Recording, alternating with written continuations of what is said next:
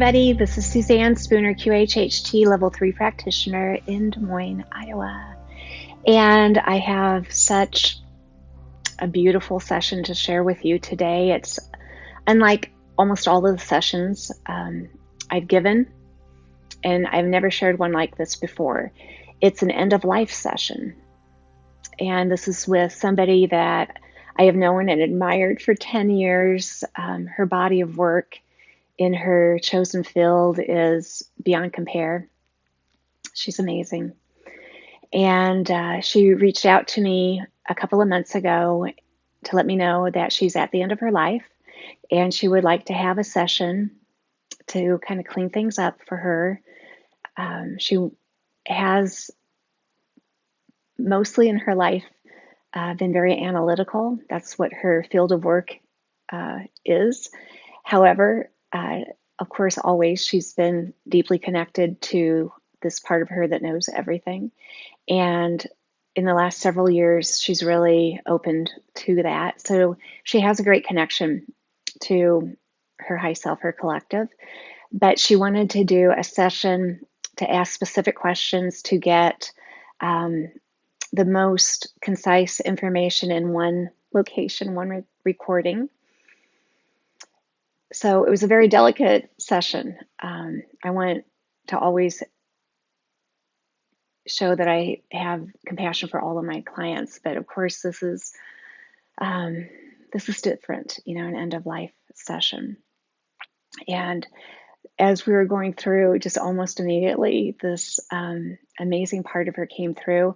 So let me explain a little bit about how this started. She started before I could get the recording devices going, as it is. Sometimes they hop in early, and she did. So you'll hear me at the very beginning, I'm fumbling getting the recording devices on. And I should have known she would do this because she's just that extra awesome. So as we begin, you'll hear me kind of going back and setting the scene because she's in the midst of it. She's at a gathering, a table of some friends of hers, one that had passed, one that had not, and they're helping her get her energy in alignment to what was about to unfold. And at that point, a group comes in. They call themselves her hive mind. And I looked up the definition of a hive mind because this seemed different from what we talk about on this earth plane as a hive mind. That's more like a group think is a hive mind as we know it. But her hive mind gave the definition is her hive mind is her high self and several of her guides, and they are a hive mind based in love. So that's who I chatted with throughout the whole session. And the level of high knowledge that it gave was astounding. It was one of those sessions where I'm just trying to absorb and keep up with the information they were giving, to ask the best questions I could. I feel like I kind of stumbled on this one just because of the nature of the information that was being given. Now, in the back of my mind, I was hoping that she would let me share this one, but I never expected that because it's just so deeply, deeply, deeply personal.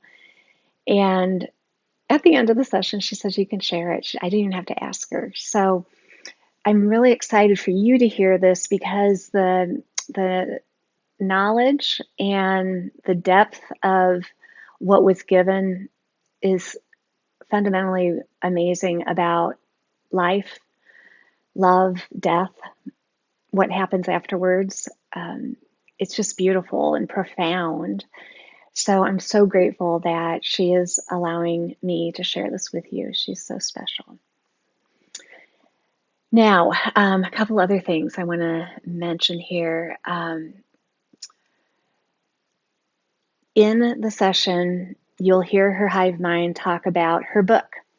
And this is kind of funny, no coincidences. So in preparation for her session, she had emailed me links to a book that she has written. This book is never meant to be published, although it would be a bestseller if she did. And I didn't get the link, or I couldn't find it, or I don't know what was going on, but I didn't read it ahead of time. That's what she was wishing for me to do. we find out in her session so that she wouldn't have to go through her life story before we started her session, which we always do. She's had a lot of trauma in her life. She's had the highest of highs, the lowest of lows, and a lot of the lowest of lows in this life. And she didn't want to have to tell me. She wanted me to read it so that we could just kind of zip through that. But of course I didn't. And of course her hive mind shares with us why that was, that it was really important for her to share her life story with me. So I think a few of you, a lot of you are probably going to ask about this book. You're going to want to read it. And I just want you to know at this point, at least, it's not meant to be published. So there's that. I just want you to know that. Okay, so then there's these anomalies in her session. And I was listening to her session. I listened a lot of times when I'm driving, just where I just do my best thinking, I think. And I noticed that there were blips in the session where just for a few seconds, the voices would stop, a few seconds would go by, and it'd pick back up. And as I'm driving, I'm thinking, am I losing reception? You know, what is happening? But then I listen again as I'm home, and it happens. It's really interesting. So what's said in those few seconds that there's nothing on the recording isn't given. It picks up a few seconds later. That's always so interesting when that happens. Something else is going on during those seconds. So I'm still pondering that. But so my producer and I were talking about that, and we just thought, so you guys wouldn't be like checking to see if you had reception or if the recording had stopped. He's going to take those blips out. So there's going to be a couple little places where she's talking, and then all of a sudden she's talking and it's a little bit further, and it might be like, what? Wait, what? How does that connect? So I think they are mostly all at the end of the recording, from the middle of the recording towards the end. So if you notice that, that's what that is, and it's a cosmic blip.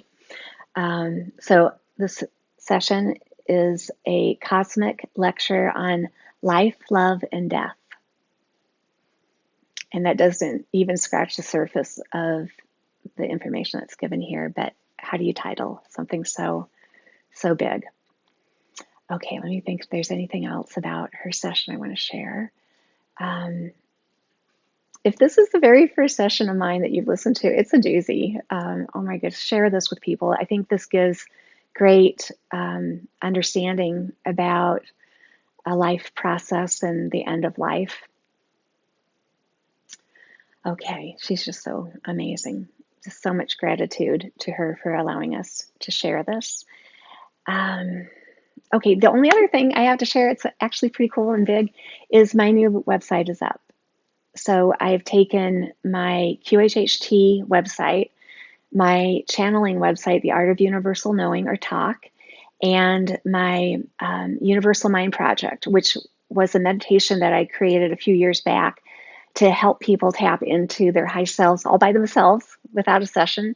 Because I always want people to know that they have this innate ability to use this part of them that we're tapping into in a QHHT session to find your own answers at any time. So those are 3 separate websites. My extra amazing webmaster has combined all of them into one place. You can book QHH sessions online now. You don't need to be emailing me back and forth. It's just easy breezy. So that is there. You can sign up for the TAUK class. It's awesome. That's new. The last one had been filmed in like ancient days, 2009, I think. So those videos are all updated, and the process is updated, and there's even a community there where you can share your messages, and you and I and the group can chat about any questions that you have. And you can access the Universal Mind Project there. Sorry, my dog's dreaming right now and barking, snoozing. So all of that is at SuzanneSpooner.com. Easy. SuzanneSpooner.com. And I'm going to be doing some live get-togethers on that site once I get my ducks in a row with having everything up.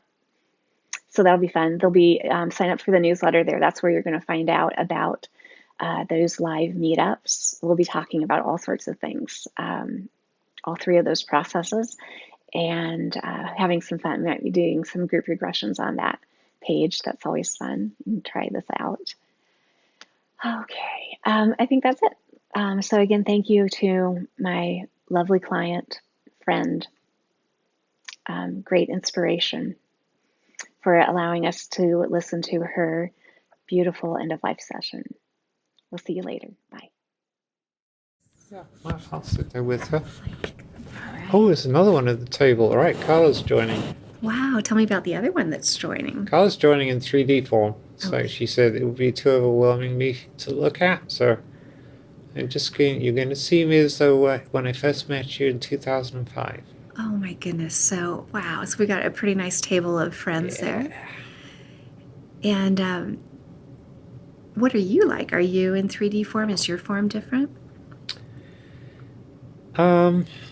It's semi-transparent. Tell me more. It's like I am energetically different. I am not like I would appear in 3D Earth. I'm like at a higher frequency. Nice. Okay. Okay, so you're there with Jen and with Carla? With Nick and Carla. Nick and Carla. Okay. Okay. And they're putting a special energy. We're sitting at this big old table, round table. It's weather beaten, and Nick is putting it's almost like a spiral of light she's putting around, like in like a cone in the air. Beautiful. Tell me more about that as you look at it. She says it's just to focus me. It's to help me focus on the questions I want to ask and set my energy. And she says, you're right, you have one put in heaven, as it were, and one on earth. And so Carla is grounding. Okay. Two of us are in higher energy planes, and she's just there metaphorically to ground us. Right. It's like she's not really there, but we all joke about that. Okay. How does that feel as that spiral of energy is helping you to focus in? Yeah, it's making me feel alive, actually. Oh, tell me more about that. It's killing some of the pain a little bit. Nice. It's I can feel the energy coming down to me now, and I'm just absorbing it and feeling it. Beautiful. They're just setting the stage. And what do you think they're setting the stage for? There's a lot more people to join, so they're just like making sure my energetic level and my pain is in control enough that I can do this. Yes, they're doing a great job, aren't they? Yeah. And what happens next? Well, they say they want to invite the hive mind. Okay. The hive mind is my higher self and several of my guides. They always say, it's like, you think of the Borg, and it's like, that's a hive mind, but this is a hive mind based on love. Okay, I love that. So they want to join us, and they have things to say before you ask any questions. Perfect. We'd love for them to say everything they need to. So Nick is taking my right hand, and Carla is taking my left. So it's like, I think people used to hold hands at seances. Right. So we're just holding hands like this, and I can see the hive mind in front of me. It's just their way of visually, so I can focus on it. It's not really there. Okay. To you, what is it like? It's like looking at 1,000,001 points of light that are coruscating. The different colors of lights, and they're all within this huge conglomerate of light. And it's constantly flashing and they say, it was just done that way to get my attention. Ha ha ha. It's not like that in heaven, she goes. You're not ready to see, you cannot see with these kind of earth eyes what a hive mind might really look like in heaven. Okay. So we're just giving you something to look at that, or you can look at without blinding your eyes, and you're comfortable with it, and it looks pretty. That's beautiful. Yeah. And what do they wish to share with you? So first of all, they want to thank me for having this life, which sounds very strange. You know, it's people do not really truly understand to have a human life at 3D frequency on Earth, tough life especially, what a sacrifice that is. Most people on Earth don't really understand the nature of the universe, the energetic matrix, or what it is. And even those that do, this is not like the analogy sometimes has been like, I'm going to the cinema, I'm going to watch a movie, I'm going to play one of those roles, I'm going on stage. This is way harder by a million fold, and the emotions and the pain and the joy and the laughter is not something that can be reproduced on stage. So in a sense, it takes great courage to come to this level and actually play a role, play a part, live out a life. So we are grateful that people do that we can actually take a part of a soul and make it happen. That's the first thing. Okay. The second thing is acknowledging that our viewpoints in heaven are different to those on earth. In earth, you are so grounded, most of you, and yet a lot of the time you go through these terrible things. Physical pain, mental pain, anguish, deep emotions. Yet that is really only a very small slice of what this life really is about. One of the wonderful things that Rissy will see at the end of this life is our perspectives, different perspectives, all the love and interactions, the way she helped people. She focuses sometimes on, did I do a lot of terrible things? There is no such thing as terrible.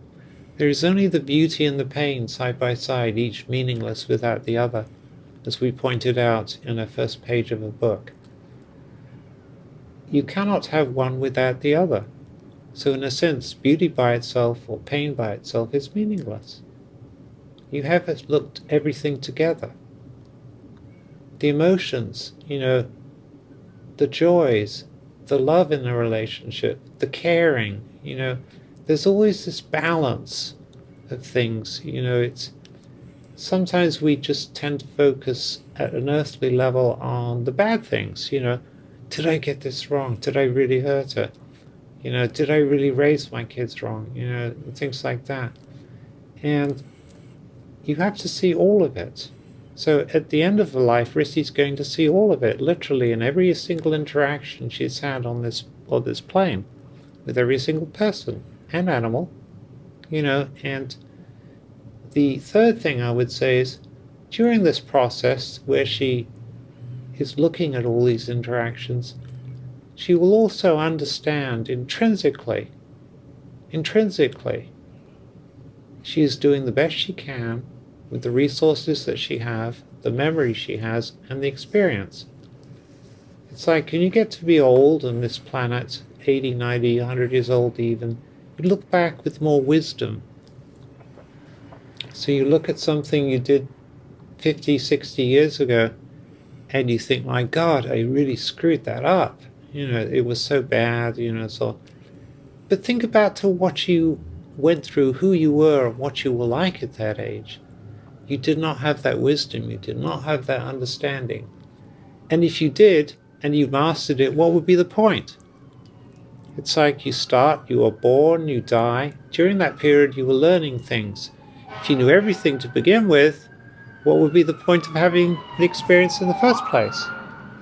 It is something we've actually explained to her many times, and she understands this now, but it's important for you, I think, in your work, Suze, which you well know, is that if you knew everything that was going to happen to you, if you knew everything that was possible and so on like that, why would you even bother? Right? It's like, that's silly. If you knew the outcome, why am I going to do this? Where's the surprise? Where's the interest? If I knew all the answers, what would be the point of trying to learn something? I already know all about it. And so we sense we have to cloak this life with mystery. We call it the veil. But there are many, many terms for it. And Rissy started piercing the veil in the last maybe 10, 12 years of her life. And she's finally starting to see a different perspective. And now she's finally understanding she cannot judge who she was when she was, say, 20 years old, when she was doing something, in the same way that she could judge when she was doing 40 or 50, even 60 years old. Because she hadn't got that experience. It's like sometimes you have to be really naive to go through something, to learn something. Or you take it in stages. You learn the first step, and then the second, and the third, and the fourth, and the fifth, until you've learned the lesson. So as she starts to get to the point in the end of her life of understanding all these different perspectives, don't be so harsh. We've said this many times. Don't think of the bad things. The bad things have to happen with the good. This is deliberately a planet of fear, a planet of imperfection. There is nobody wandering around on this planet who's perfect. That's the whole point. If it were, it wouldn't be 3D. It would be 4 or 5D or some much higher frequency plane. So that's the first thing, or maybe the fifth or sixth thing that she needs to understand in this context. This is all about relative things. You know, your famous scientist Einstein, relativity, talked about relativity in time. We're talking about relativity here and experience. You know, that's an analogous argument that you could make. So it's important to not be hard on yourself. A lot of people, when they pass over from this plane to the next plane, understand that finally, and it's a harsh lesson for them at the end of life to think, why was I so hard on myself my entire life? You know, why did I focus on the bad things? You know, it's like, why did I not see the balance of things? There are many cultures in this planetary system that you have that have this balance. You know, for example, in China, they call that qi. You know, it's a balance of life. There is always good and bad. There's always the sour and the sweet. It's always the two that make up the whole, or the multiples that make up the whole. You know, and achieving a balance is really what it's all about. If one could achieve a perfect balance in life, and many cultures and many people work towards this, that's a good thing. But that said, it's always fun to deliberately upset the apple cart, to perturb the balance, you know, and watch the person or the spirit go through the experience of coming back to the center of things. And a lot of times in life, you know, you're motoring along, everything is fine, and then we throw you out the deep end, you know, and you go into shock and you start flailing around and you look for things, you shout at people, you know, you scream at things, and you do generally the things that you're supposed to do at the human level. But most of you just flounder for a long time, and you know, you don't even know what you're looking for. But there are some people that understand, I've been thrown out the deep end, I just need to find my balance again. And ones that have spirits with high attainment, you can see them very quickly. All right, that was deliberate, they threw me out the deep end, now I'm going to focus on getting into the balance. You know, and there might be some particular balance at a point in their life and they will get back to where they were.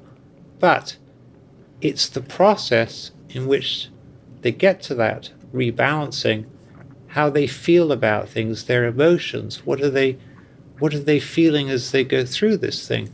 Am I mad that I got thrown out of the deep end? Oh, hell yes, I was. It was a nice life. Now I got to swim back to the whole point where I was. Or maybe I don't. Maybe what I really need to do is, my new balance is different than the old balance because I've learned something. In this process of rebalancing, I actually got to see something I'd never seen before. I got to see this interaction. I got to experience this love, this emotion. I really liked that. I learned from that.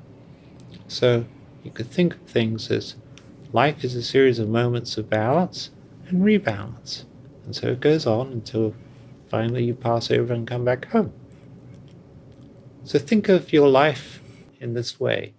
You're going through a lot of rebalancing. You've gone through a lot of learning. You've learned a lot of lessons. We're ready to use a have cone, but we also understand there are things that you want to do before you can come home or want to come home. So what we've done is constructed this hive mind. You know we are all your friends. You are part of us all.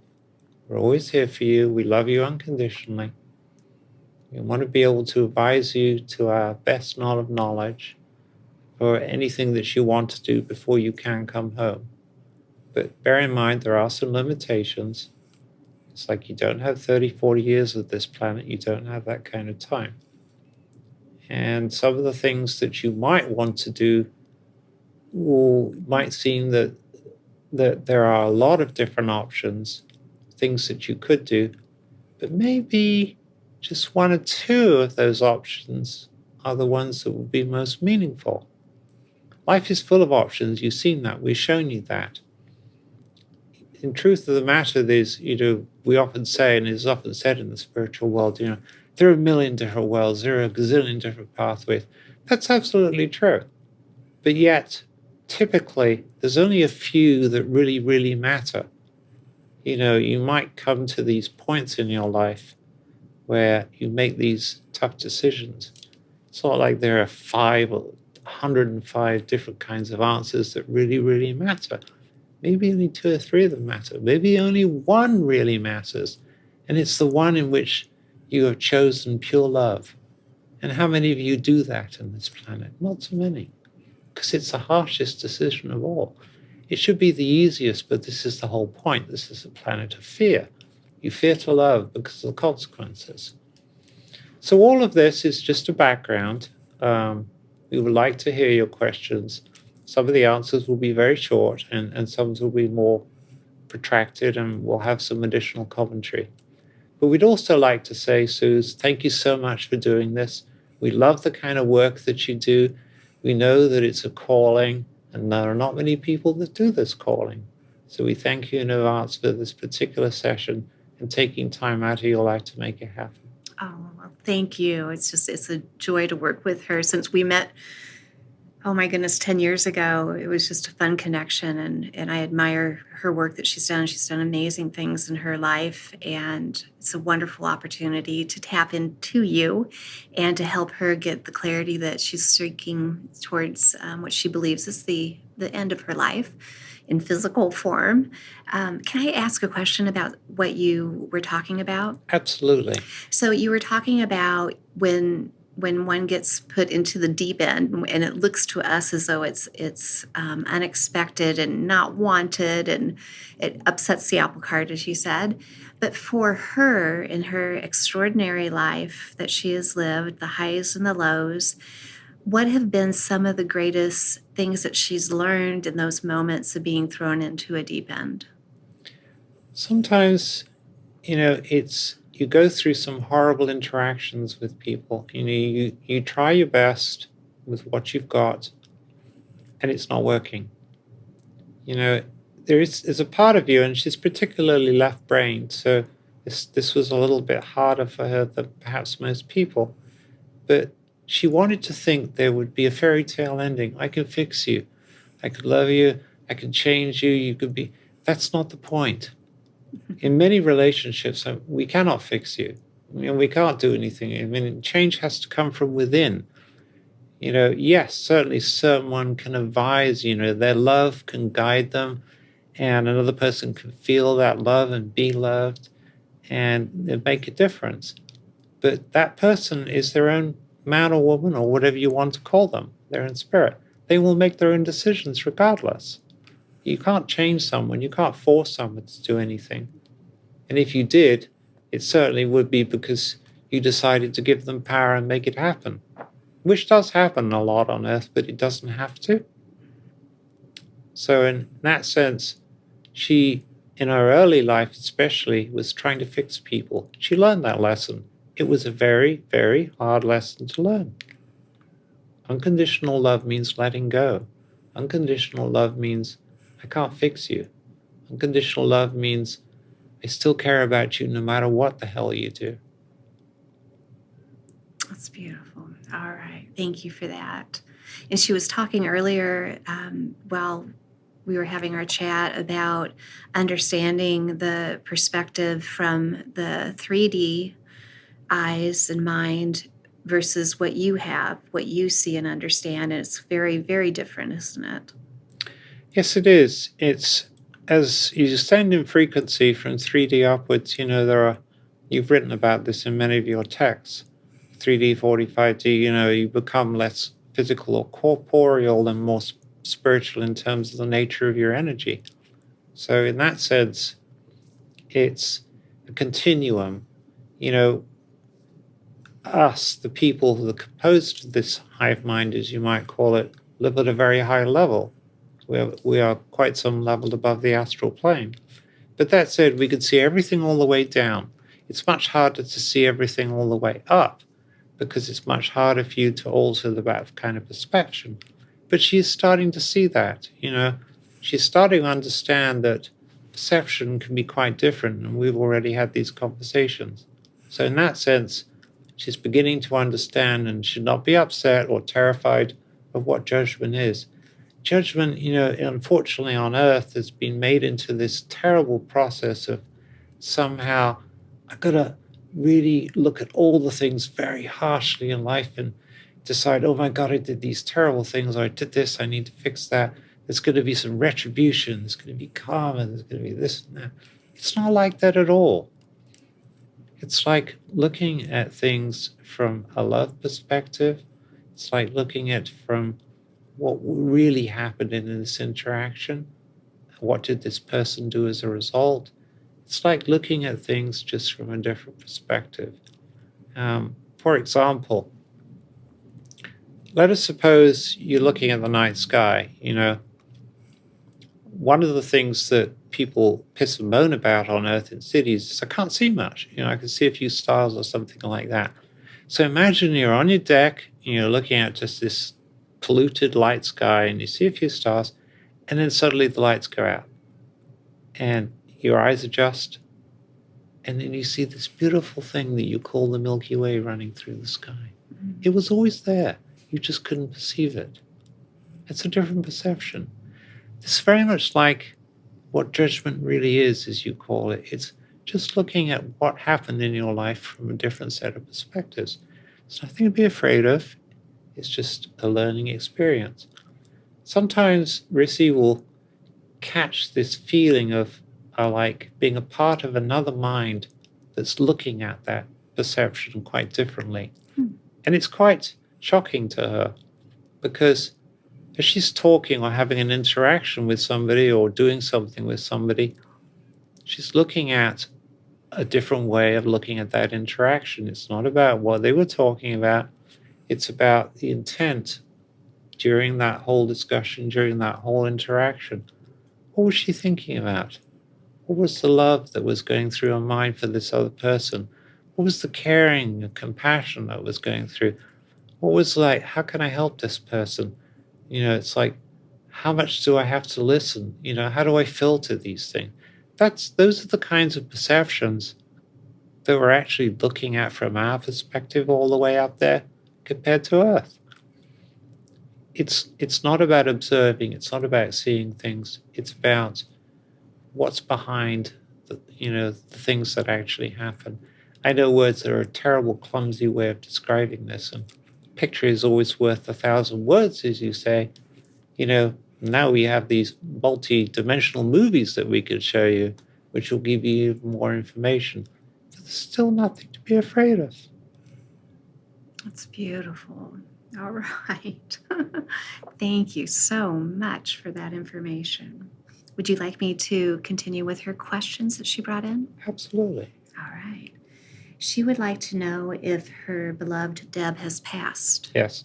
Okay. And what's important for her to know about that or their connection? We were actually having a laugh about this. It's like about 12, 13 years ago, Rissy did a year-long lecture series on nutrition. I think there were like 12 different lectures she gave. Lecture number 6 was about losing weight. So this lady gets off of the stage, she's checking out the microphone. She goes up to the microphone and she goes, "Eat less." She gets down from the stage, goes out, just like walks out of the audience, is going out the door, and it's like, she's done, right? And people, first of all, like, what the hell is this woman doing? Who is she? It's like, we have 5 lectures that were fine, and this one, what the hell's going on here? So it's quite funny in some ways. And eventually some of the audience did laugh when she came back out the door and got back on the stage and said, I will spend an hour teaching you about all the things that you will need to know about possibilities of losing weight. But in the end, it will come down to eat less. So what she did is like try to show you 2 different perspectives. So I'm telling you, it's like dead pass. What more do you want to know? Do you want to have the short version, or do you want to have the hour long? Wow, how tough it was for her to pass, and the rehabilitation she's still going through after all this time. It's like, I think you just want the short version, Prissy, so we're staying with that one. Okay. Well, we send much love to Deb on her rest and as she heals from that life. All right, very good. Okay. So Rissy would like to know, realistically, how much time does she or could she have left in the current lifetime? There are several forces at work here, or at play, as you might say. So in mathematical terms, there is a probability function that you could describe anywhere from to the end of this session, she dies on your bed, which obviously won't happen, but just making a point here. To maybe 10 years from now, the probability of her living 10 years or having 10 years functional life is extremely unlikely. So there is a middle portion which she could work with, and I would say it's like 6 to 12 months. So 12 months would take us out to maybe April of 2023, Earth time. Mm-hmm. Much beyond that, she is going to face some very serious medical issues that would likely kill her body, or at the very least would slow her down so much that there would be almost no point in trying to go beyond that, because she would be bedbound, she would be in hospital or something in a care home. So we would say maybe maximum 12 months, 6 months for sure. Why that difference between 6 and 12 months? Not everything. It's like you read all these books on spirituality, you would think everything is predefined, preordained. Okay. No, not exactly. We define a lot of events, we program a lot of things in people's lives energetically. It's kind of like the Matrix, but it's different. But that said, there is some free will. We have this concept of free will. Sometimes free will can have drastically different changes in people's lives. And as a result, something that maybe should have happened at 6 months happens at 12 months. Make sense? Yes, makes perfect sense. Okay, so can I dive into that answer a little bit? Sure. So also, we're in the belief that anything can be healed, anything can change on a timeline. If it's to the benefit, everybody exits at the time they're supposed to exit. Would you agree with that? The concept of when does a person exit a life is not an easy one to discuss in Earth terms. Most of the time, for most souls, especially the inexperienced souls, it is the higher self that's residing at the much higher frequency level that will make the decision. The soul fragment that's going through the earthly life will have little to say on the subject. But as souls become more experienced, then there's more of an interplay. In other words, the soul fragment that's ascended a little bit, has become more experienced on Earth, it's going to have a discussion with the higher self back and forth. What have we done? What have we achieved? Here's our blueprint. What are we looking at? The person on Earth doesn't remember this conversation because this conversation happens at a subconscious or different level. So there's no record of it in the memory that the conscious person can access. But nevertheless, that conversation will happen at some point. Sometimes it might go on over a period of time. What are the trade-offs? Are you willing to go through this in order to achieve this? not so easy, particularly because the two perspectives are a little bit different. So in Rissy's case, there is going to be and continue to be a dialogue on, if you want to do this and try and live this long, you're going to have to put up with this. There are always the trade-offs. Right. That's the first thing. The second thing is you'll find life goes on. People pass over, this is from an earthly perspective, they're gone. Some things, even if you did in the last year, are not going to change anything much.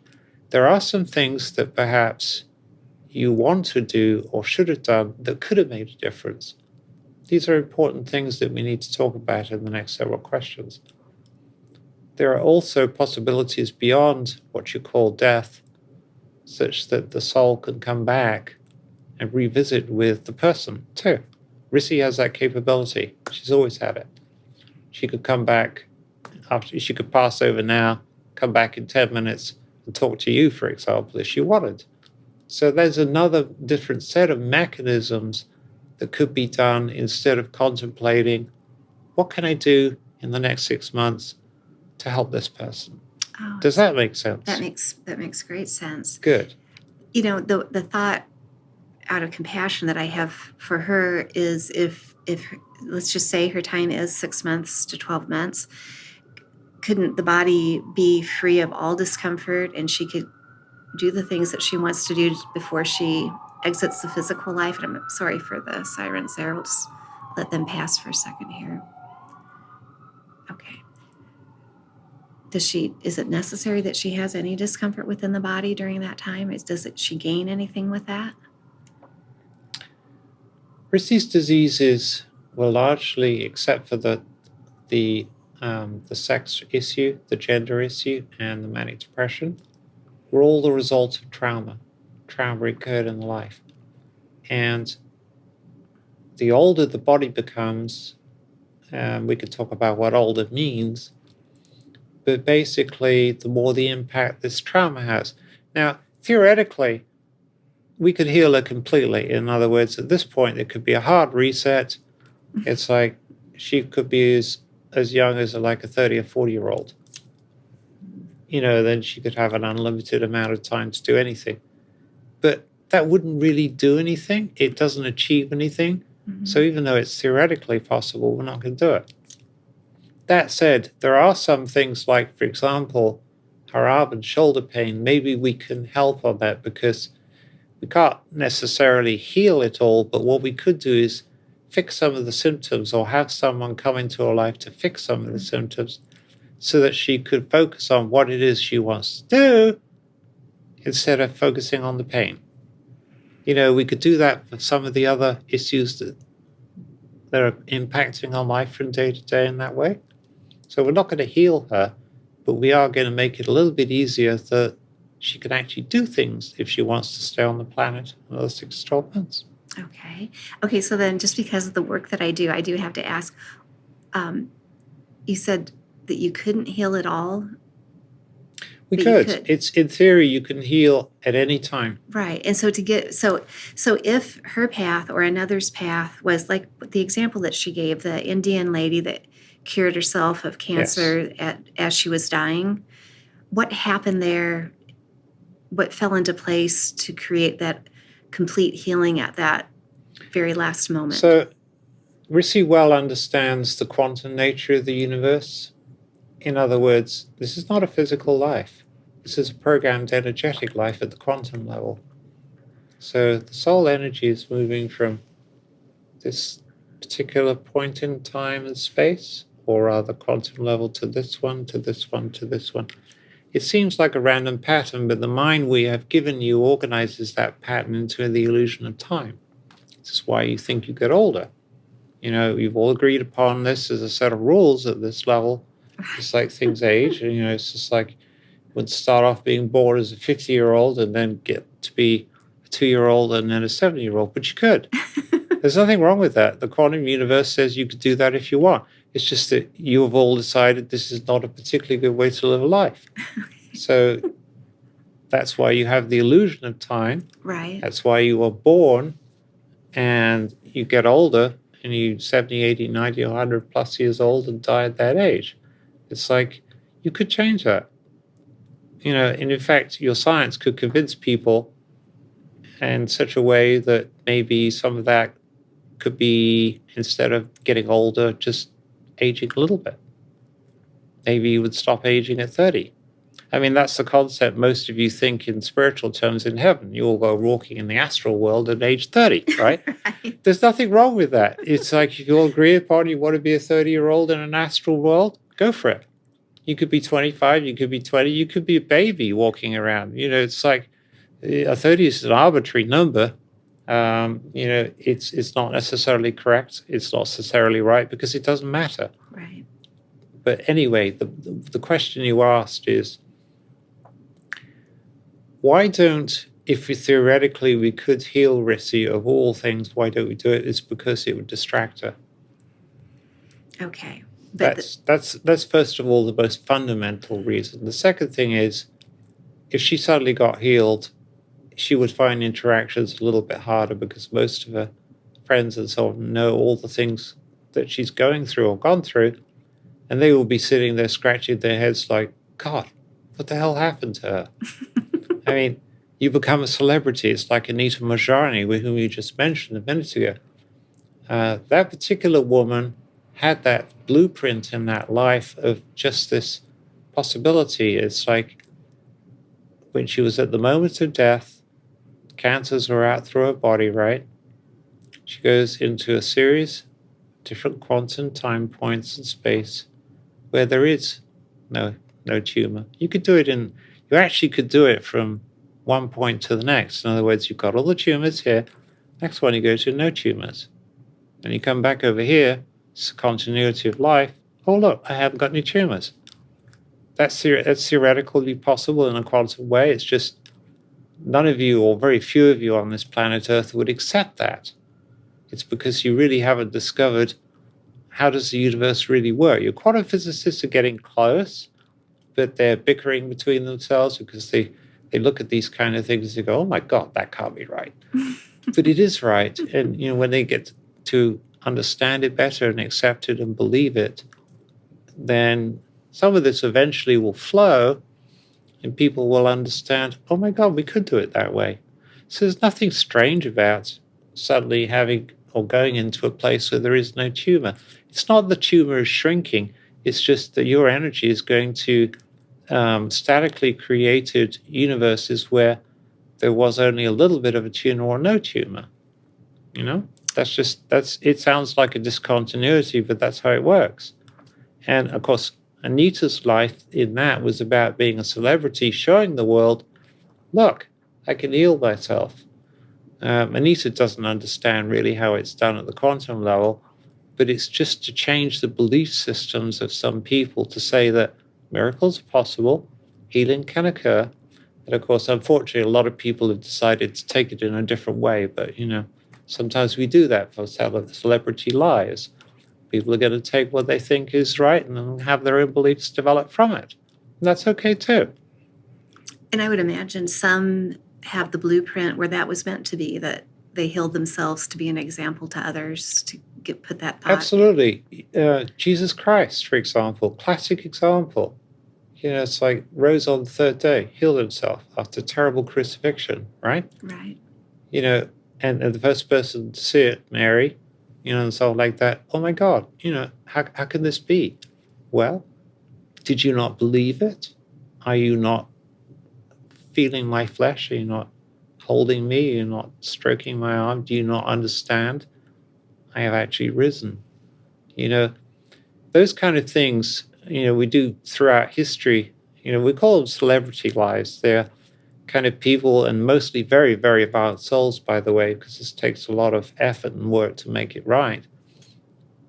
People will demonstrate things that just are unbelievable, Mm-hmm. And it's a challenge souls on Earth, a lot of them all at the same time.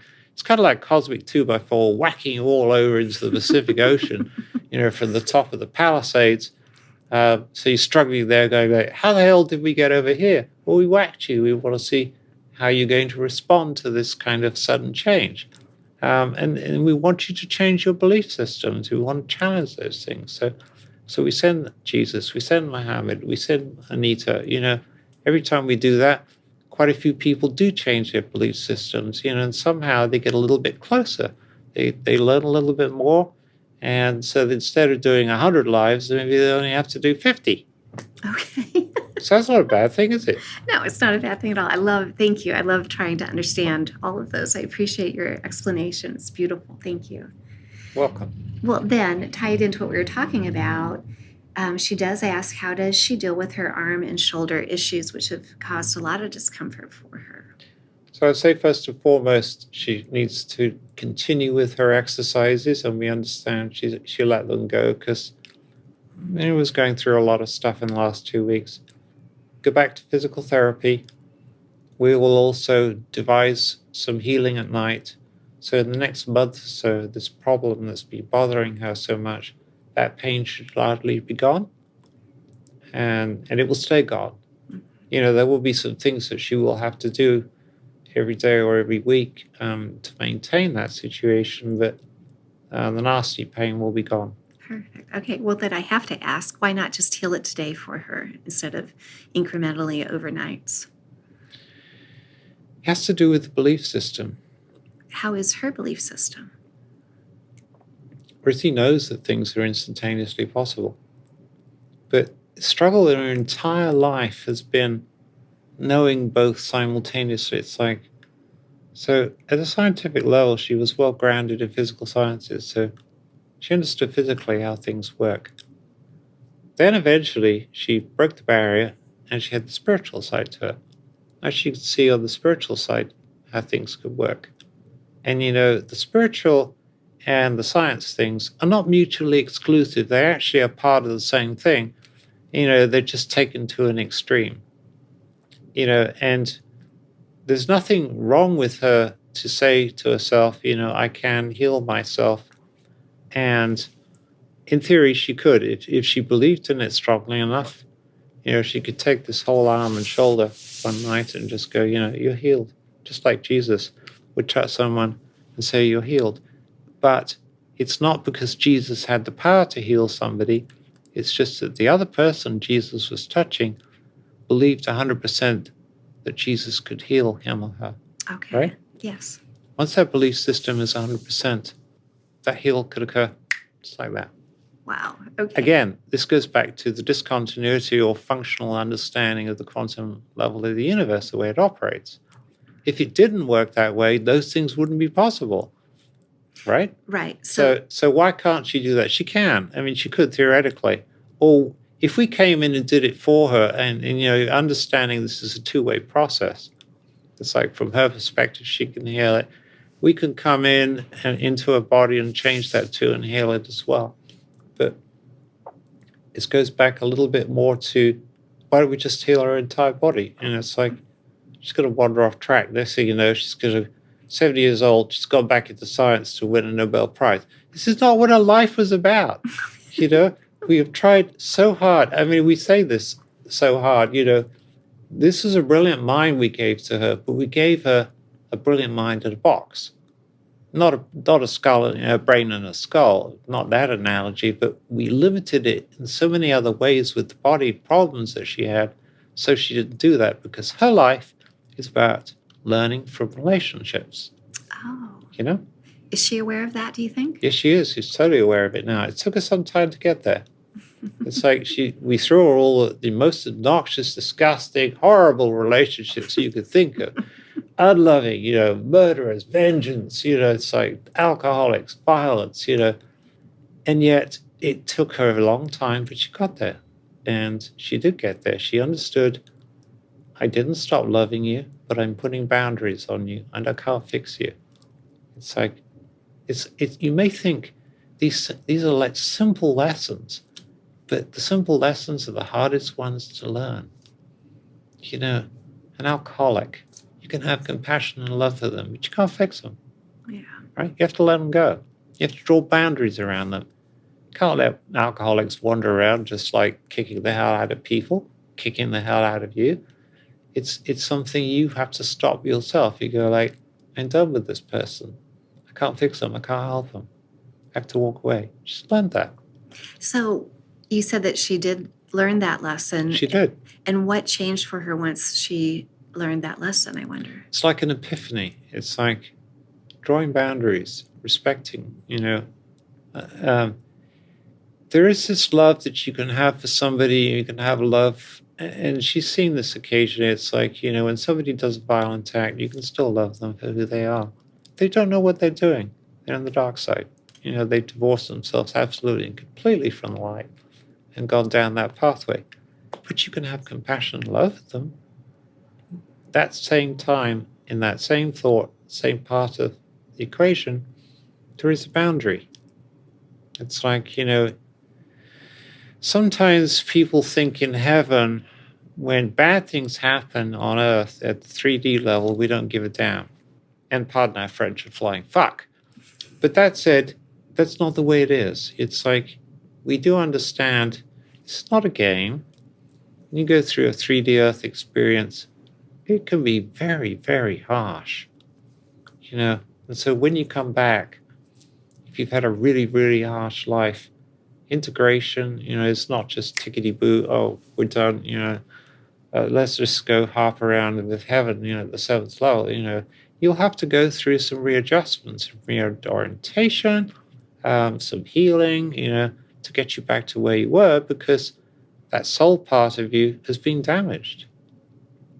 And Rissy's not totally immune from this. She's done a lot of healing work on herself, and maybe she will almost fully heal herself before it's time to come home, maybe not. That makes sense? Yeah. Can you share with her what her experience will be like after she crosses over from this life, I wonder? So she has a lot of choices. She could go at night. That's probably the simplest one. We've always said that's like number one possibility. She can focus an energy beam, like sunlight's very good for this. Just go with the sunbeam. Become energetic, crossover. She could take a harsher road, or she could get quite ill suddenly, maybe some pain, end up in hospital. Maybe she wants to say goodbye that way. Then people will come to her instead of her having to go to them. And then she could say goodbye in very succinct ways. She could go back and forth to heaven. Oh, you need to go see this person. And that's kind of doesn't work exactly like that, but you would see it through that lens. It's more poignant sometimes for other earthly people to say goodbye in a hospital setting or a hospice setting or something.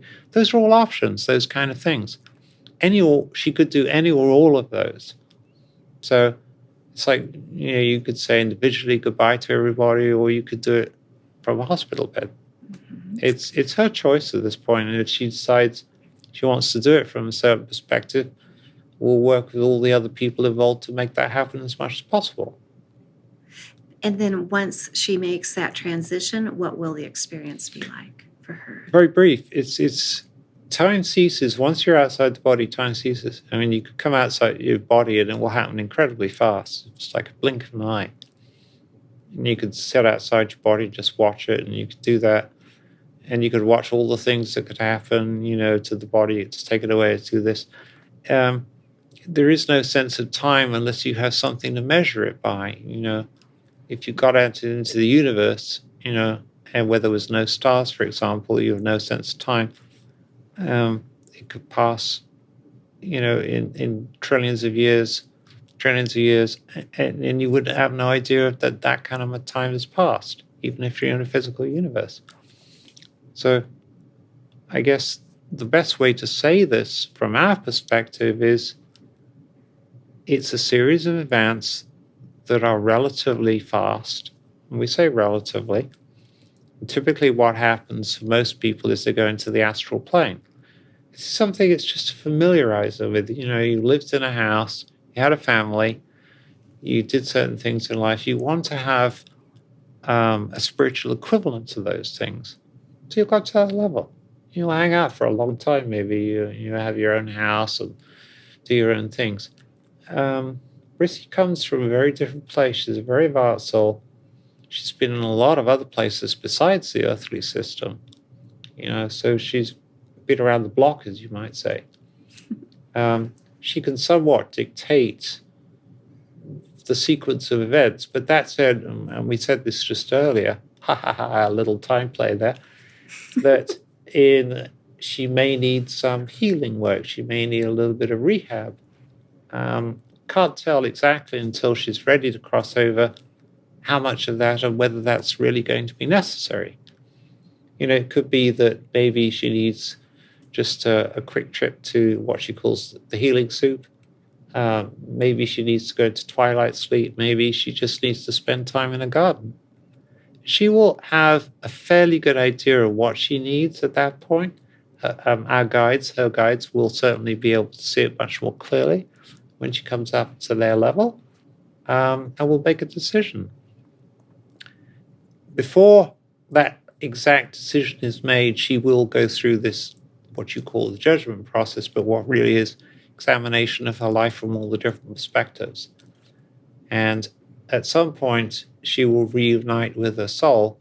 There's a certain amount of energy that's taken from the soul, what you sometimes call the oversoul, at each point, that reunites back with the oversoul after it's been into the energetic matrix, what you call a life. That has to happen. And it happens in such a way that 1 minute you have this earthly perspective, I'm an individual and so on like that, and I have a very limited perspective on the universe. And then suddenly you're in this much enlarged individual, and I've got this multi-dimensional perspective of the universe. It's quite different, but it's not like I went from here to here and I knew the difference. You will not experience the difference. It will be, you're here, you're there, and it will seem perfectly natural. That's all part of the process. Rissy herself can guide a little bit. She might, for example, like zoom through the astral plane. She might go up the next level, hang out in a garden, play with her animals, whatever, until she feels she's ready. We're there for her until she feels like one of us at the level that we normally reside at. We'll always be there for her, guiding her. So guidance doesn't end just because, oh, you came out of your body, you're actually on your way to heaven. We're still there for you. We're still your guides. Until you're really one of us, your guidance won't really stop. There will still be decisions made on your behalf or with you. Does that help? Yes, that's beautiful. Thank you so much.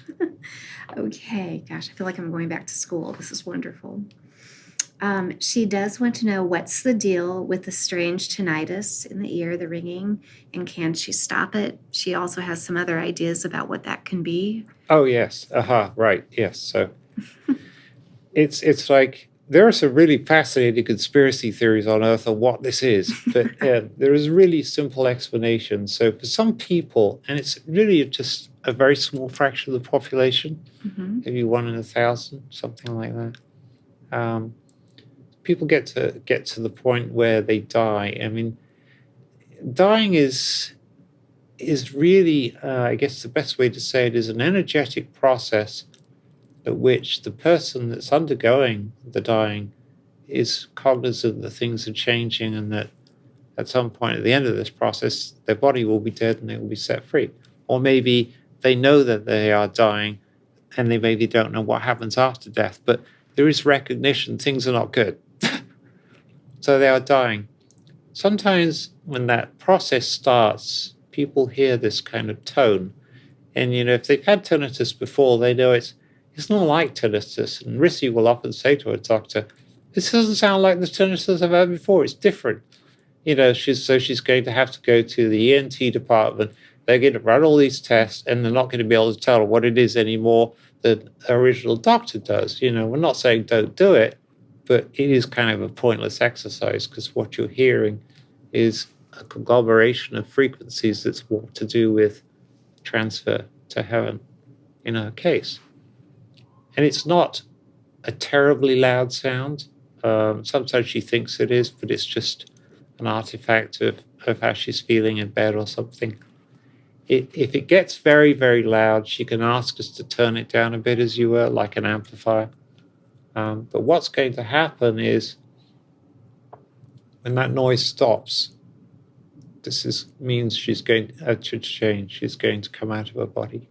Oh, okay. Because she was even wondering if it was like the hum of the earth. Yeah, you could say that. It's hard to put it in. It's like an Earth frequency, for example. An Earth has frequencies. We've measured. The scientists have measured them. So in a sense, it's not a wrong thing to say that, but you could think of it as a cosmic constant that you're hearing in an oral tone. There's nothing to be afraid about it. It's not pathological or anything in nature. It doesn't signify something's wrong with your brain or anything. It's just going to be this sound. It's going to be very constant, and then at some point it will may subtly diminish, which will give you some warning, and it'll go stop like that. And it's like at that point you won't be in your body anymore. Okay. All right. Thank you for that. She wonders, is the time of her passing really in her hands now? Yes, it is mostly, but understand, as we just said earlier, we're there for her. And the decision has been made that it is really her time to come home. But bear in mind, there are certain constraints. We've discussed some of these. We're there for her to help her decide what she wants to do on her time left before she comes home. Is that enough? Yeah. Well, do you think that's enough for her? It should be. It's like we said to you earlier that the more advanced the soul, the more this discussion occurs between the soul fragment, what you refer to as the human, and the oversoul, or the soul that's left in a highest level frequency. That discussion is quite intense, back and forth. It's not something the human can be generally aware of, but at some point for more advanced souls, it will be they will consciously be aware of that. So Rissy just has to ask us, it's like at some point, she's in June, I'm not sure about this or this, I'm thinking now is a good time to pass. You can have that discussion. It's like if you really feel I've accomplished everything, actually, I really am done. I need to come home. I want to come home now. Okay, so let's have that discussion. You are in control. If you think you're good to go, we've already thought you're already good to go based on everything you've done in this life. So make it happen in a way that's painless for you. And no trauma. Okay. All righty. Thank you for that. And just to clarify, is that taking her own life, or is that? Oh Lord, no. Okay, I no, just wanted to It's super duper like clarify that. taking one's own life is 99% of the time an activity that is premature. Mm-hmm. In other words, somebody's taken their life because they can't handle what they've been given. That's okay. There's no judgment on that. It's like you will understand you ended something. You may have to come back and redo this part of this life or in a different way to address that situation. There are very occasionally souls that are told it's part of their plan, they are taking their life. And that's done for a contractual reason, might be for one soul or a group of souls, to demonstrate something, to be a part of a bigger thing. Mm-hmm. But those kind of situations are fairly rare. Okay. All right. I just wanted to clarify. No. It's like she will pass very, very painlessly, very quickly. Okay. Thank you so much. She should have had no worries on that score. We've tried all kinds of different things to take her mind off it, And we are aware she is in a lot of chronic 24/7 serious pain. It's like the one thing that she can look forward to is, and why we showed her when she had this very serious concussion, she was in her right mind. It's like you will go from a mind of experiencing pain and so on like that to next thing you know, instantaneously, next second, bliss. No pain. Nice. Right. So that concussion that she had, where she was just, her left brain was gone for a bit. She was totally in the right brain. Can you tell her more about, you kind of explained why that happened, but is there anything else about that experience that would help her to know more? Yeah, there's several reasons why we showed her that. One is like she has this memory. She doesn't even know exactly what happened. She knows that She was going to get out of bed because she had a cramp. And the next thing she is she's in this blissed state. So first of all, there's this understanding of instantaneity. 1 minute here, 1 minute there. That's the first thing. The second thing is understanding, what does it feel like to be outside of the body, truly? No pain, floating, just chilled out, relaxed, out of time, out of linear time, to get a real feeling of what that is like. Because that's what happens after you pass out of your body, is you're in this state. Mm-hmm. It's a very different kind of state. And people have gone had NDEs, have written about it, but in her case, we wanted her to have a direct experience of what it's like and to bring that memory back so she has access to it all the time. And the third part of that experience was to show her a portal. There are a lot of different ways to get home. We're describing some of them, but the portal, what she looked at, this huge ball of coruscating light, you can think of it as a gadget, if you like, from a universe standpoint. It does things. It functions, You can, in spirit form, you can work with it and interact with it to make it move, or rather, nothing really moves. You're just changing frequency. So you can think of it as a frequency changer. Mm-hmm. It's making you change frequency to go to a different set of dimensions. It's an n-dimensional portal. We didn't want her to be afraid of anything. So we said, here's the thing. It's like, you can do it yourself. If you want to have spirit guides or other people with you holding your hands, making transitions, you can do that too. Mm-hmm. All options are on the table. You're an advanced spirit. It's not like this was your second or third life. We're going to form a tunnel for you. We're going to hold hands. That's going to take you through. You're going to see faces. It's like you're at that level. If that's what you expect, well, we're going to see it. We're going to make it happen for you. But you're not. You've been through thousands of lives, different universes, all kinds of different things. It's like whatever you want it to be, honey. Okay. Well, then, but she does ask specifically the next question, who will come to help her pass over? Who would she like? It's just like she needs to think about that. If she wants Carla to come hold her hand and after she gets out of the body, or see Carla before she gets out of that, or any of that stuff, have that conversation. We'll make it happen. It's like we will put her in contact with Carla and Carla and Rissy can work this thing out. Oh, I love that. It's up to her. She could have a party. If she wants 5 different spirit, people have passed over. Oh, let's have a party. Yada, yada, yada. We're all going together. She wouldn't even notice that she had passed or gone out of spirit. It'd all be just one continuous party, starting in the physical, ending up in the spiritual. Okay. The options are really endless. It's just that people, when they're dying, just don't seem to be very imaginative about these things. Right. But although, as she's noticed, I'm sure in her hospice volunteering, people who are getting close to passing do see others in the room and around them. And yes, they do. It's like a frequency. We told her this once. We said, imagine, so you're at this frequency right now, right? It's like, to get out of your body, you need to be at this frequency. And typically what happens is over, say, maybe 6 months, it's gentle rising of frequency, and it's at some point, usually here, you're at a level when you can start to see different frequencies of people, right. Spirits. It's like the higher you go, the more solid they will appear to you.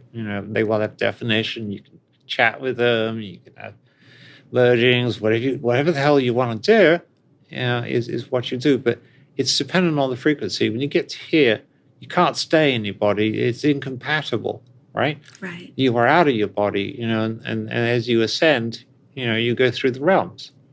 But between this part and this part, is there is a point at which you will start seeing things. Now, that's a general rule. There are some people in heaven, souls, they can come back to earth, they can make people see them. This is not ghosts or something like that. These are visits. And that, generally speaking, how they are perceived will depend on, A, the belief system of the individual on earth, but secondly, their frequency. Okay. So sometimes they will just have a smell, oh God, room's full of roses. Sometimes they will have this sense of, I could see this kind of like coruscating light a little bit. Something's not quite right, So they will see that. And sometimes, the frequency is high enough and they believe it. But God, I see this whole person. It's looking like a hologram right in front of me. All of that's possible. But only certain souls in heaven at a certain level and capability can do that. It's not like everybody in the astral plane can come back and visit. Otherwise, good Lord, your lives would be full of spirits coming back and forth and you'd never get anything done. Okay. Right? Right. Okay. Well, that's so funny because I think you just answered her next question.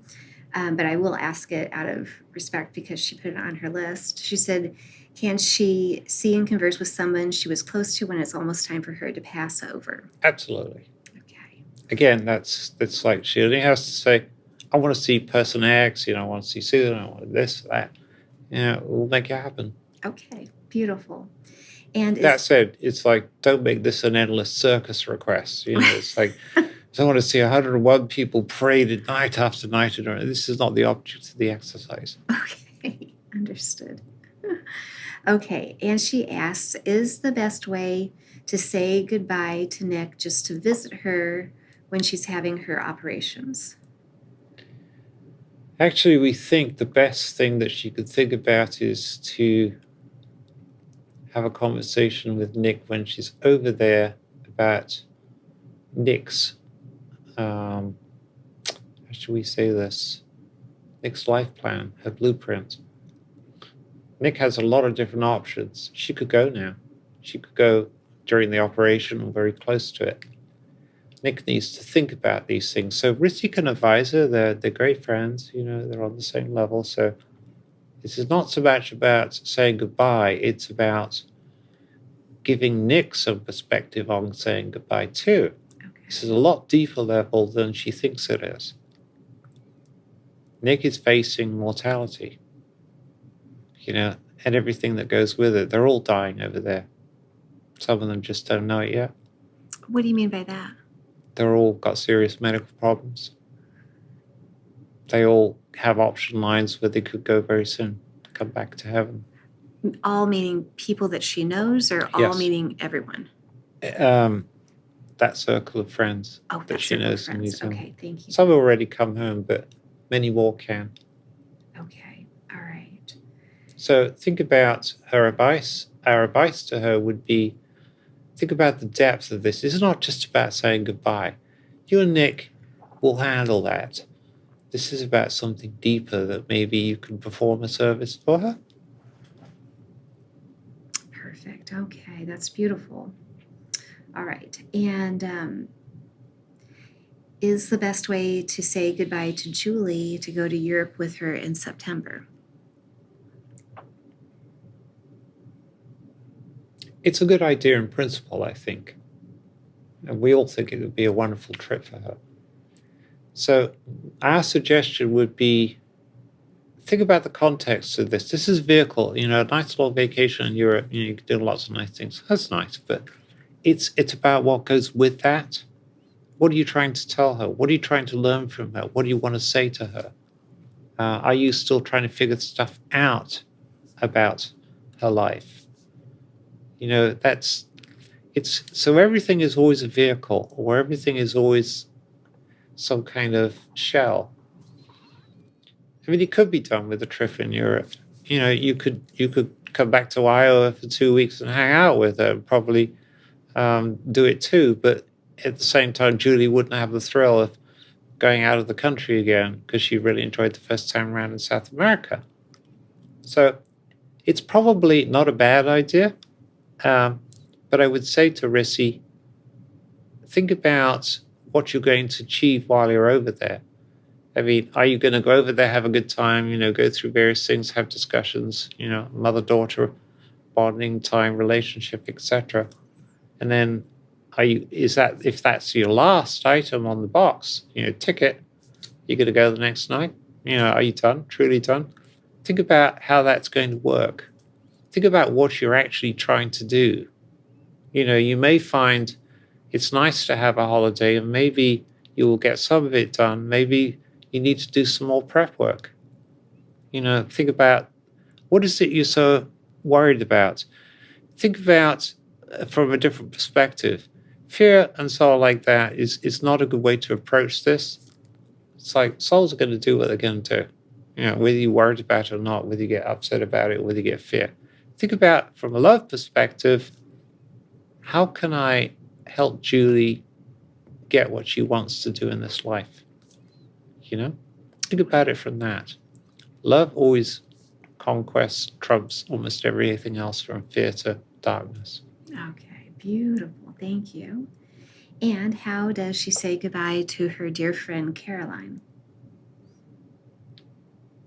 Again, this could be done in the same way. It's like Caroline is very one-minded these days. That was a consequence in part of her husband's death. But that said, it may be just Rissy and Caroline have dialogue. They love each other. They have these love notes to each other. They have these love calls occasionally. They continue that until Rissy's suddenly no longer here. That could be a goodbye. And that's one way to think about it. It doesn't mean to say that Rissy has to physically go and see Caroline, which could do it. But maybe it's a continuity for a while. Maybe it's understanding that Caroline is still going through a tough time and Rissy's there for her. So saying goodbye doesn't mean to say you have to go up to somebody and say goodbye. Perfect. Okay. Thank you. Thank you for that. All right. Is there anyone else or anything else that she really needs to say goodbye to and help her understand that? That's something that she needs to think about. I mean, we could come up with some ideas, maybe some things she might have forgotten, but the truth of the matter is, in her mind is like, who are the people left on Earth in this lifetime that still living, that she loves and wants to do something for? But bear in mind, this is not a project, okay? This is not, you don't have 10 years to do a project. You could say goodbye, you could maybe do a few things. You don't have the time for projects. So it's not like there's going to be a lot of very long, protracted, challenging, difficult enterprises going on with these people. Keep it simple. Okay. And she wonders, is this just working through goodbye codes? It is. It's like, not everybody gets to do this. A lot of times people choose drama. Life is about drama anyway on the 3D level, is it not? If you didn't have drama, God, it would be boring. You never want to come here. Imagine coming here and say, you're going to be bored to tears for 80 years. You will be finding novel ways of killing yourself and getting out of this life just like that.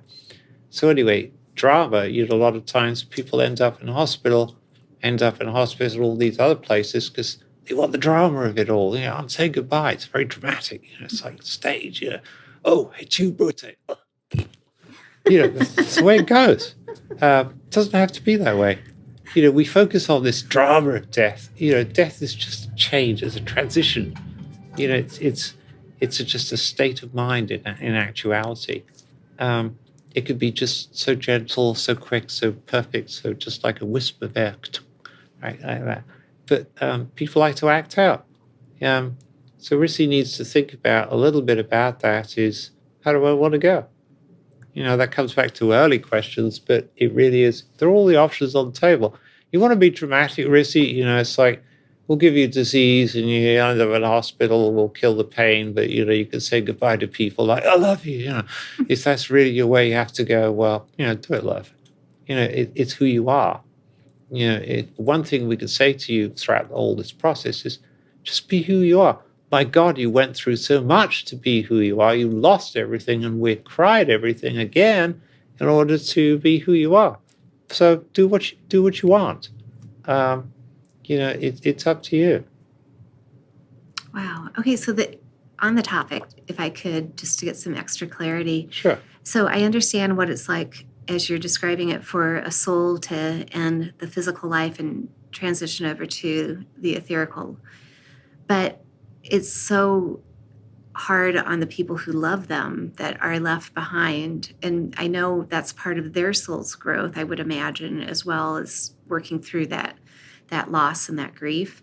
Is there anything else you can share about that component of that situation? You were absolutely right, Suze. It's like, because of the drama, in this life, and somebody leaves here, from a soul's perspective on Earth, it's terribly painful. I mean, the more you love them, it's devastating.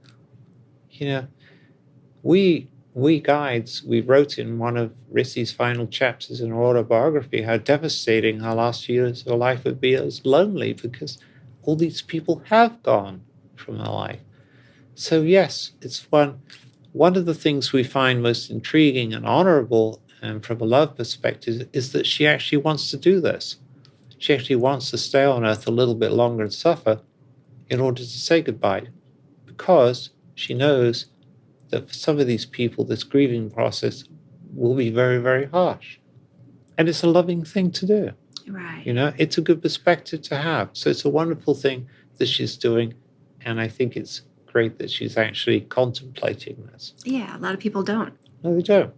It's like, a loved ones, when they pass, even for those advanced souls that know exactly what's going on in heaven, you still have that earthly perspective, and you're still on Earth, right? You're still going to go through the grieving process. I mean, it's still going to hurt.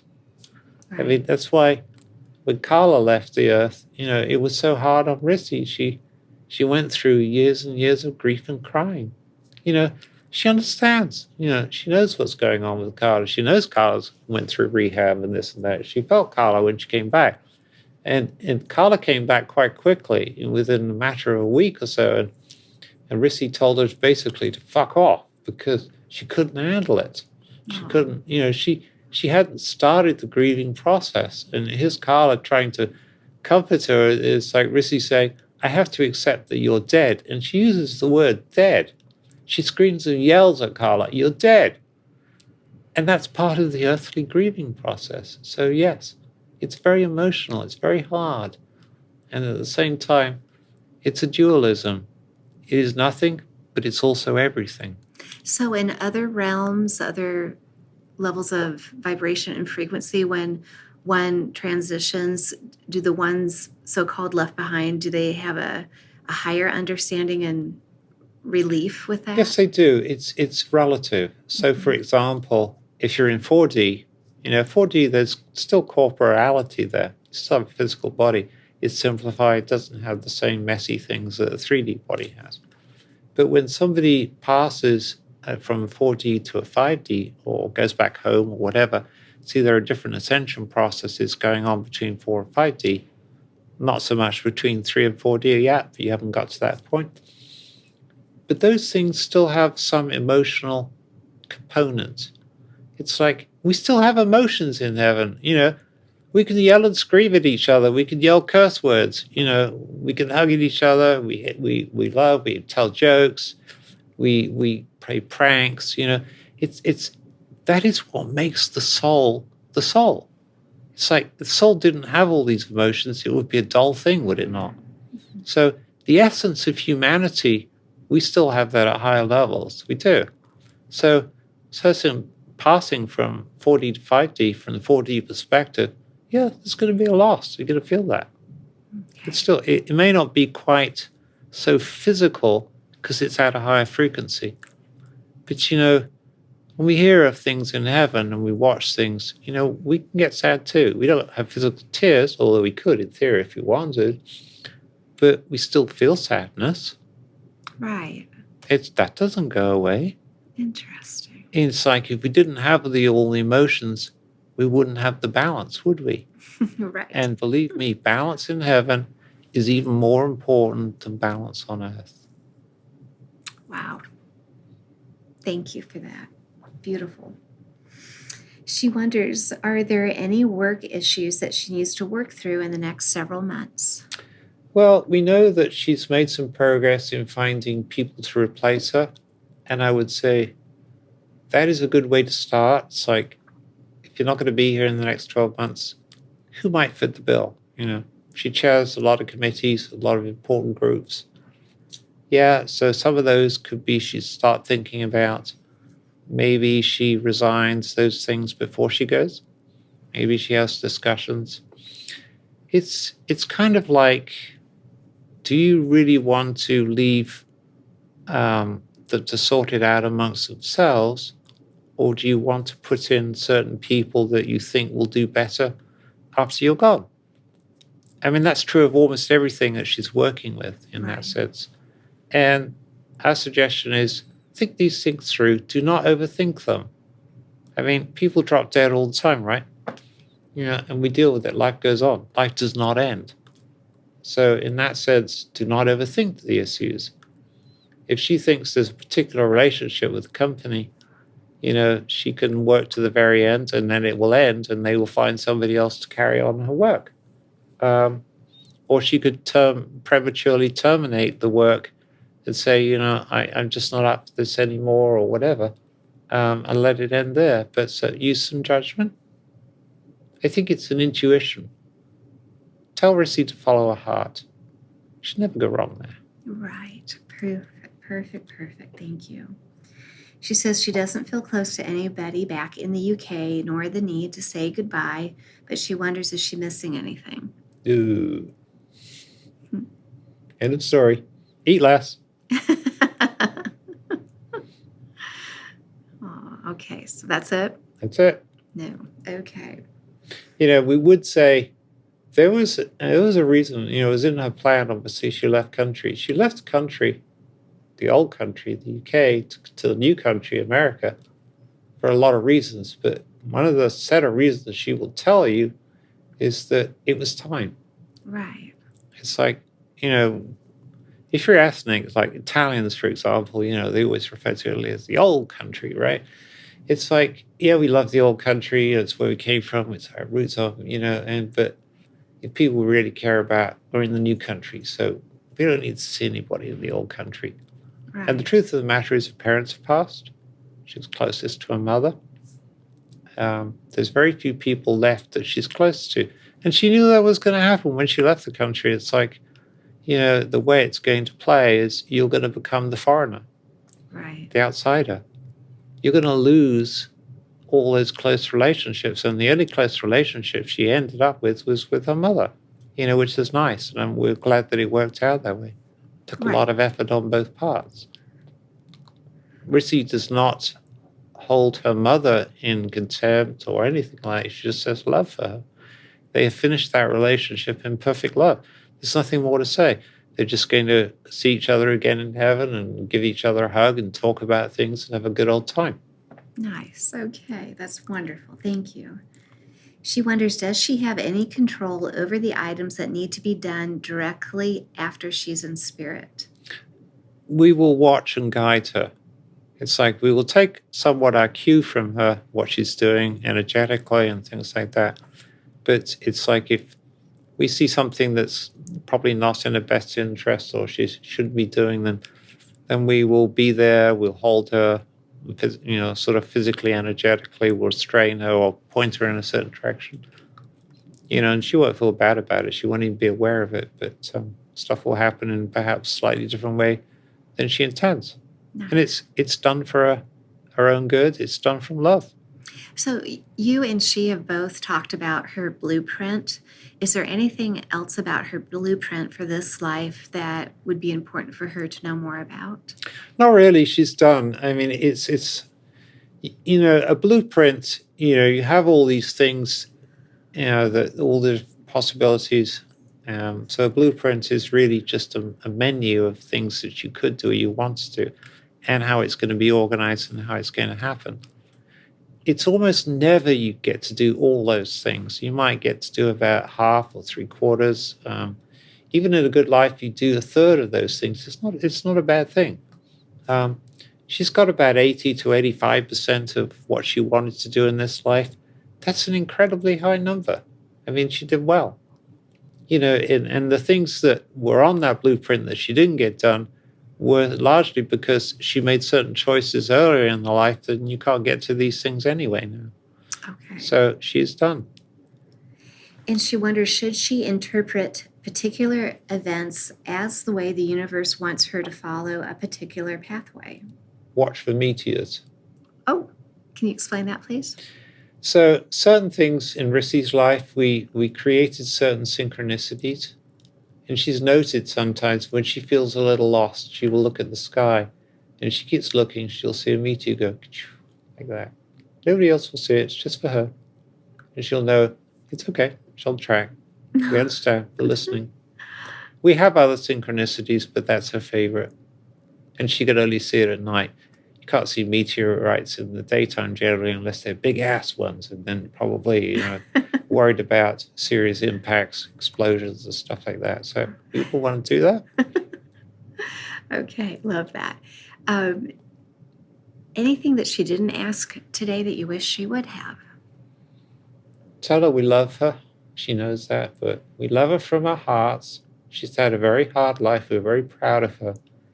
Millions of souls in heaven are proud of her. They want to see her and speak to her, and they want to send their love and so forth. And I know she's having a hard time believing that, but it's true. Well, she said that in her understanding of listening to you, and she's done such a good job of that, at least it sounds like to me. I bet you are pretty happy with it. She says that she understands that it's millions that she's touched or that are proud of her and this work that she's done in this life. They are. I mean, the one thing I can guarantee you that she's going to be blown away by during judgment process is how many people she's helped. She's going to see every life. So there's that, and this is physical life we're talking about. Mm-hmm. But sometimes when you help someone physically on earth, you also help them at different levels. A soul is a multi-dimensional being. You get to see that too.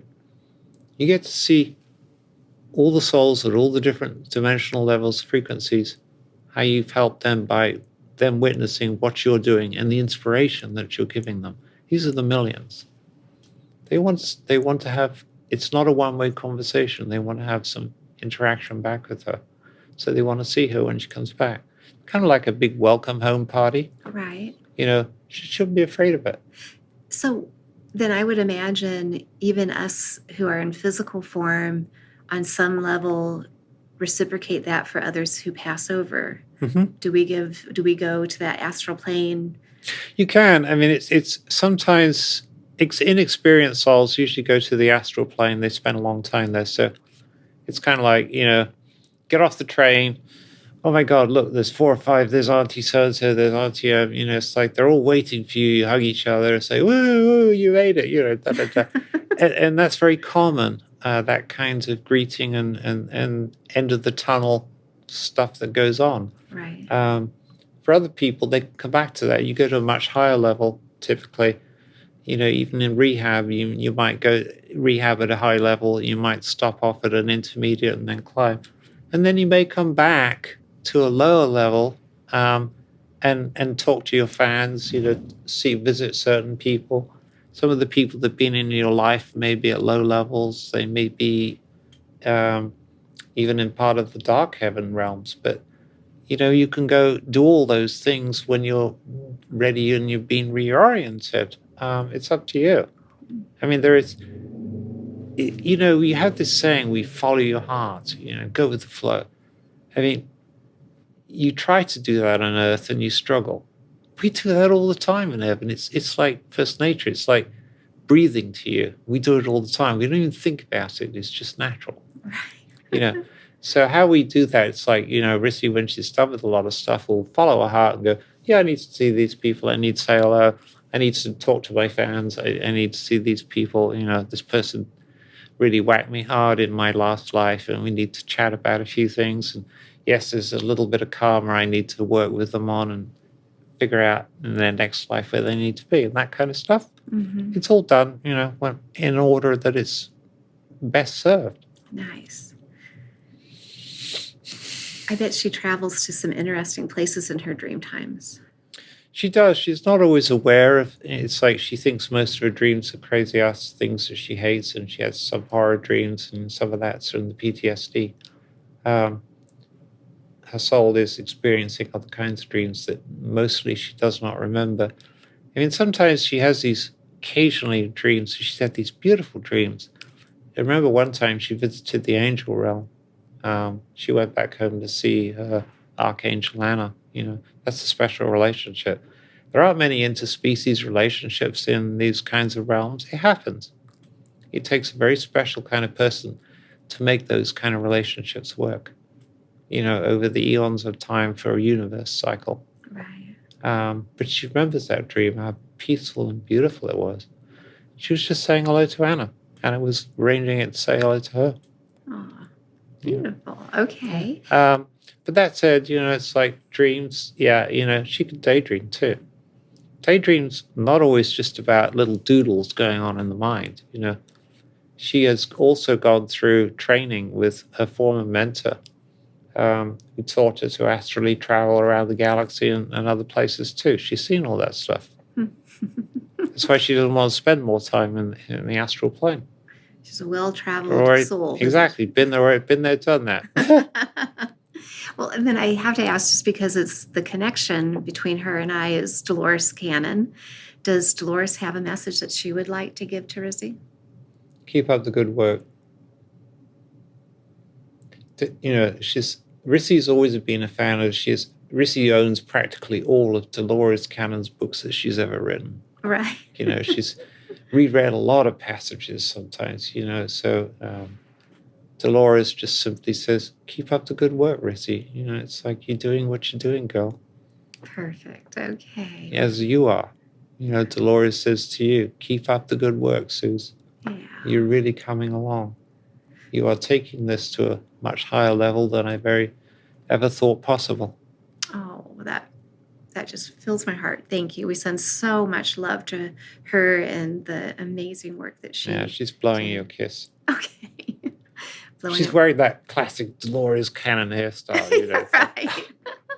Iconic. Oh, she was quite the woman in the physical form. We just send her so much love. Thank you. We do. Okay.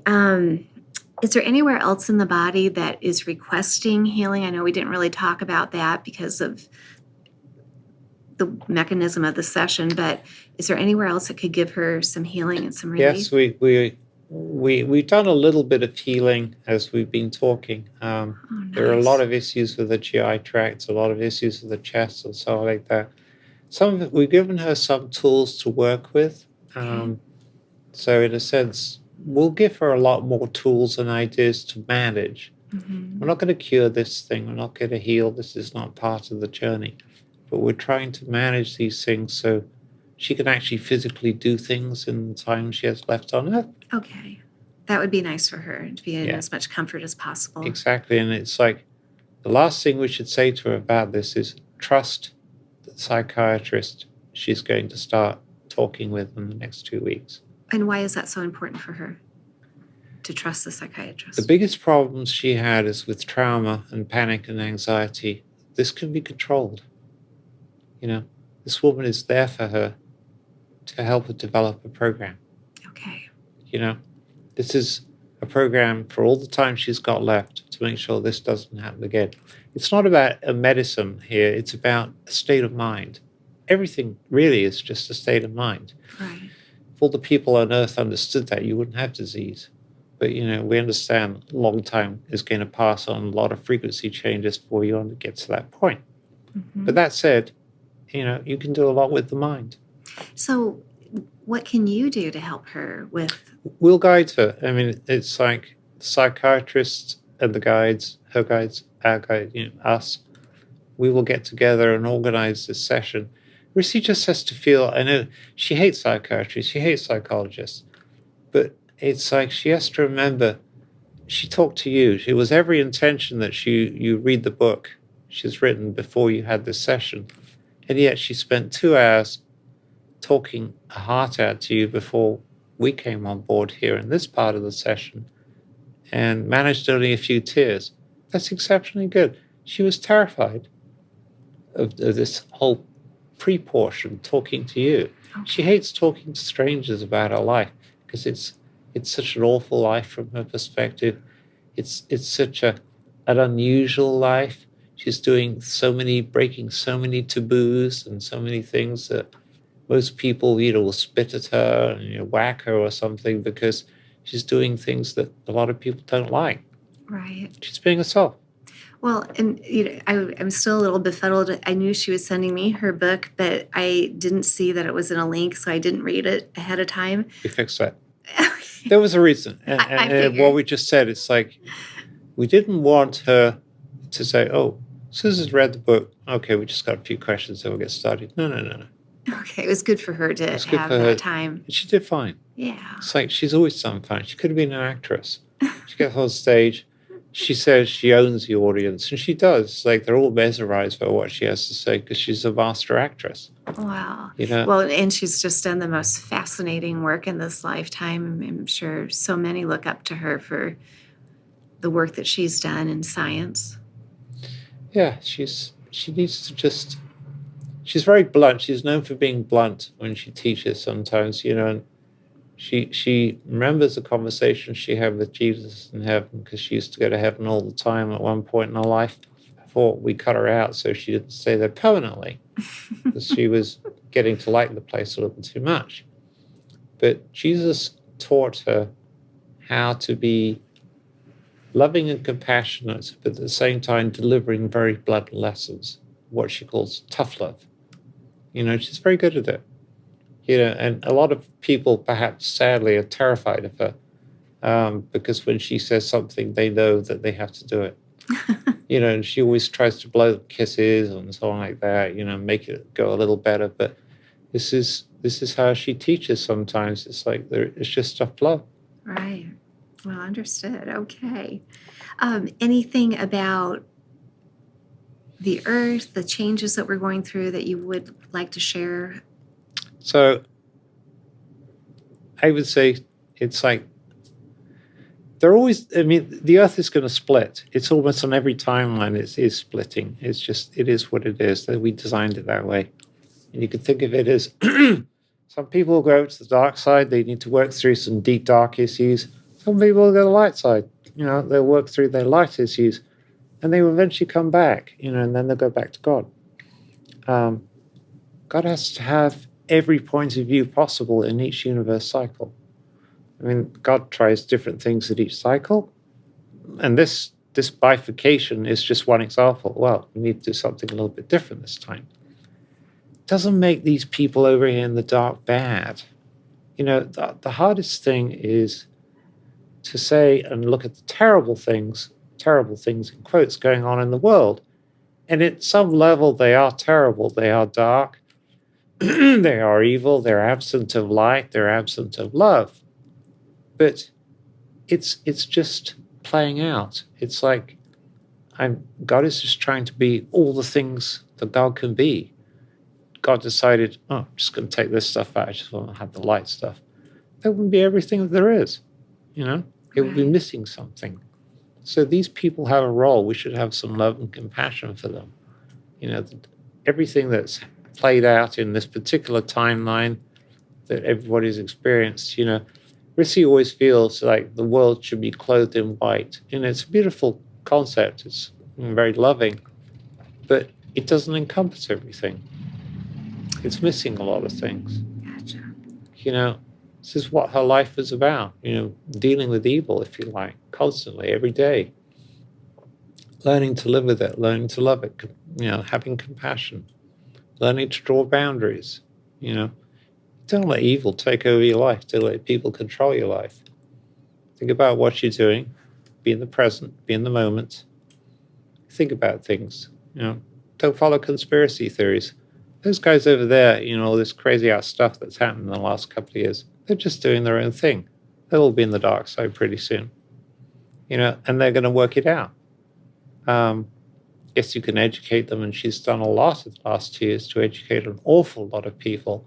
But that said, a lot of them fought against her, and they're just going to keep on fighting. And they will go to the dark side and work it out over the next 2 million millennia and lives. And that's their destiny. Okay, so everybody's playing the role that they're meant to be playing, sounds like. Everybody's on stage doing the roles that they're playing. It's long ordained, figured out long before you and I came in, So in that sense, God decided, I just written a new play. I want to do it differently. We'll see how it plays out. It's going to play out. Nothing can stop that. It's going to play out. Nice. It's like the Earth, all the timelines, and there are a huge number of timelines that are Earth related. They're all going to play out the way they're supposed to. They're all going to have slightly different endings. It's like sometimes, you have a big movie, but they're all alternate endings. And so you buy the DVD and you go, oh my God, look at that, 2 different endings. It's like, but it was decided that there was a major ending and there were 2 possible endings. And we didn't want to have the other ending simply because we worried that the audience wouldn't like it, right? It's like, we're always going to have these endings. There are going to be 101 different endings. God wants to experience that kind of thing. People are going to play their roles. But that said, all of this stuff, people can experience and change their minds and their belief systems. They will grow spiritually. So just because you're on the dark side over here doesn't mean to say that you're going to stay on the dark side forever. One day you might have an epiphany. Might be 4D.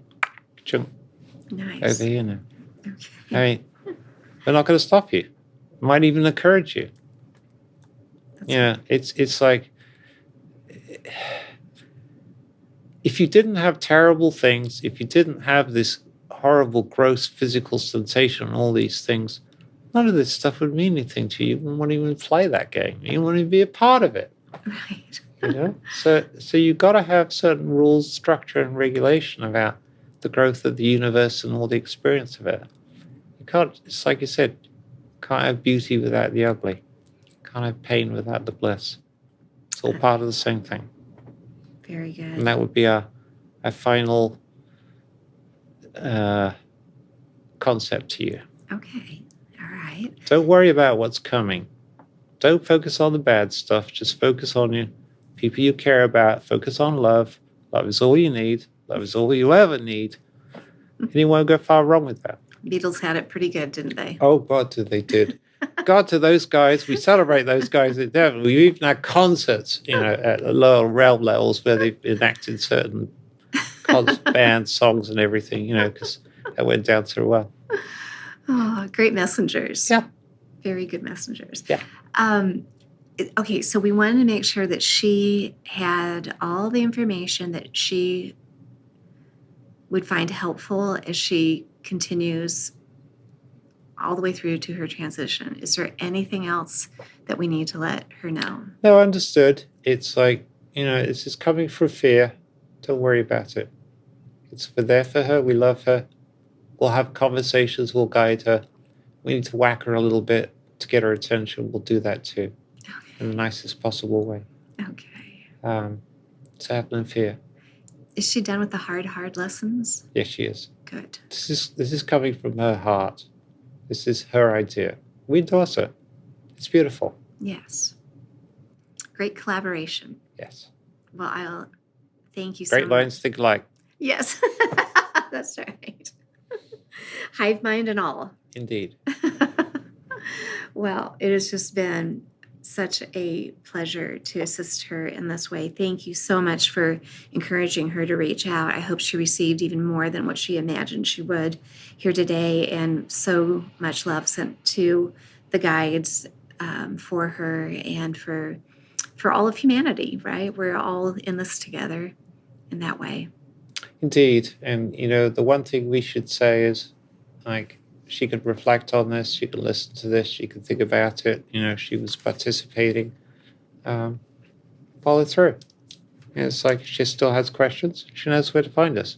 Right. It's not like, we're done here, in the See you on the other side. See you on the other side, guys. It's like her higher self, she could literally listen into her higher self thinking, and it could be a two-way conversation. And she's had these things. Right. She's had conversation with the guides that gone on for hours, and you can have more of those things, as many as you want. It's not like, time's up. We had enough conversation with it. It's not the way it works. We'll be saying we're there for you. We're there for you.